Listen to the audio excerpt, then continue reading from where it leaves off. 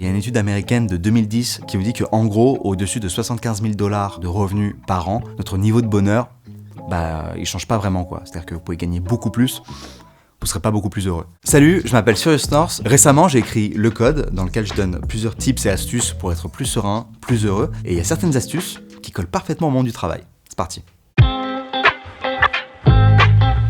Typiquement, dans une situation où on a une grosse charge de travail déjà et que notre boss arrive et en rajoute, si tu lui dis « tu fais toujours ça au dernier moment je sais pas comment m'y prendre », il y a un peu de violence dans la communication. Il y a un super outil pour éviter les conflits, c'est la communication non violente. On va plutôt partir de ses émotions à soi, c'est-à-dire qu'on va utiliser « je » plutôt que « tu », etc.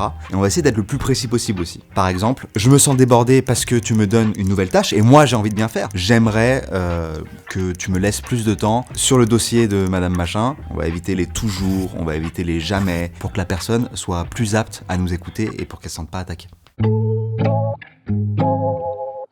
Par exemple, j'ai pas eu une augmentation, mon collègue a une augmentation, pensée automatique, je suis une énorme merde, et donc émotions liées, tristesse, colère. Il y a un outil qui est super utile en psychologie qui s'appelle les colonnes de Beck. On va faire plusieurs colonnes qu'on va remplir. Une première colonne avec les événements qui sont arrivés. Ensuite, une deuxième colonne où on va noter des émotions qu'on ressent avec une intensité de 1 à 10. Ensuite, les pensées automatiques qui sont associées à ces émotions. Je suis une merde parce que j'ai pas eu l'augmentation. Le ou la boss qui a donné l'augmentation me déteste. Et ensuite, on va pouvoir redéfinir ces pensées-là, les retravailler et dire en fait non, c'est peut-être pas que je suis une merde. C'est peut-être juste que sur ce dernier semestre, j'ai été moins performant sur tel KPI et que je suis beaucoup plus récent dans l'entreprise. Et ensuite, sur une dernière colonne, on remet ces émotions. Et là, on se rend compte qu'en fait, en redéfinissant ces pensées automatiques, nos émotions, elles sont beaucoup moins intenses. Ça aide de fou à être juste plus serein, tout simplement.